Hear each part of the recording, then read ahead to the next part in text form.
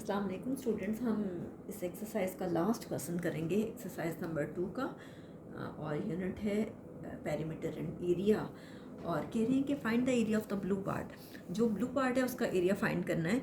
Book पे अगर आप फिगर देखें तो जिस पोर्शन, ये जितना भी पोर्शन है ये सारे का सारा जो है वो ब्लू पार्ट है, ये येलो है और ये आपके पास ये वाला ग्रीन है। ठीक है।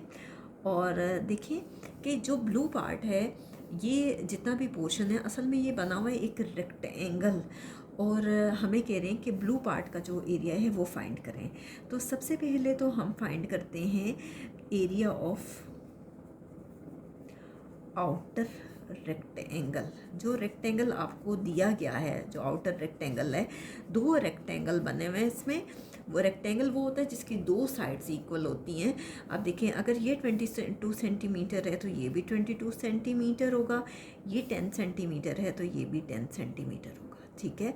तो लेंथ क्या है इसकी, area of outer rectangle, formula क्या होगा, length multiply by width. Length कितनी दी हुई है 22 सेंटीमीटर और विड्थ दी हुई है 10 सेंटीमीटर। 22 को 10 से मल्टीप्लाई करें तो ये आ रहा है जी 220 सेंटीमीटर। ठीक है। सबसे पहले तो हमने area of outer rectangle find कर लिया। अब हम क्या करेंगे, ये जो इनर रेक्टेंगल है उसका एरिया फाइंड करेंगे। अब देखिए इनर रेक्टेंगल में ये 6 सेंटीमीटर दिया हुआ है और ये गिवन नहीं है, तो ये भी सारी बात है 6 होगा। अगर ये 2 है तो ये भी 2 सेंटीमीटर होगा। तो एरिया ऑफ इनर रेक्टेंगल हम फाइंड करेंगे। और इनर रेक्टेंगल में जो लेंथ है वो हमें दी हुई है 6 centimetre. Area of inner rectangle का फॉर्मूला भी यही होगा, length multiply by width. Length आपको दी हुई है 6 सेंटीमीटर और विड्थ दी हुई है 2 सेंटीमीटर। 6 2 12 सेंटीमीटर स्क्वायर आ गया। ठीक है। अब हम फाइंड करेंगे एरिया ऑफ इनर स्क्वायर। अगर ये 4 है ये भी 4 होगा, ये भी 4 सेंटीमीटर होगा और ये भी 4 सेंटीमीटर, क्योंकि स्क्वायर में चारों साइड्स इक्वल होती हैं। तो area of inner square, square एक ही दिया हुआ है, बहरहाल हम इनर ज़रूर लिखेंगे क्योंकि वो अंदर बना हुआ है स्क्वायर। और क्या होगा, लेंथ मल्टीप्लाई बाय लेंथ क्या होगा 4 centimetre multiply by 4 centimetre. 4 4 16 centimetre square. अब हम क्या करेंगे कि अंदर जो फिगर्स बनी है ये दोनों, हम इन दोनों के एरियाज़ को ऐड कर लेंगे। ठीक है। कैसे कि area of inner rectangle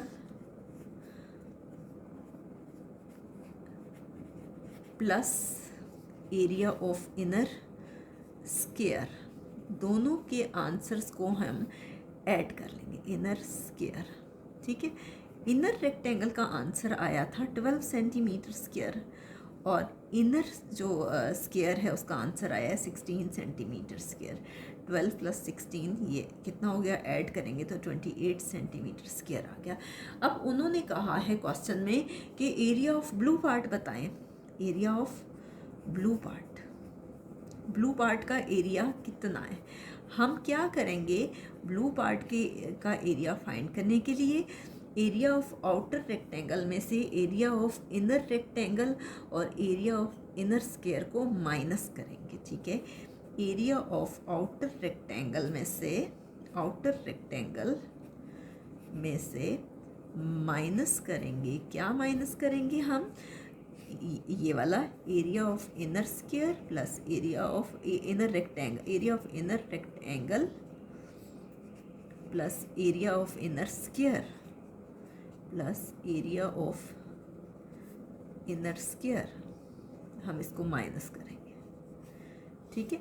outer rectangle का आंसर जो है वो है 220 सेंटीमीटर, यहाँ सॉरी सेंटीमीटर स्क्वायर था, 220 सेंटीमीटर स्क्वायर। और इनर रेक्टेंगल और इनर स्क्वायर का जो आंसर आया है वो 28 सेंटीमीटर स्क्वायर आया है। 220 में से 28 माइनस करें तो 192 सेंटीमीटर स्क्वायर आता है।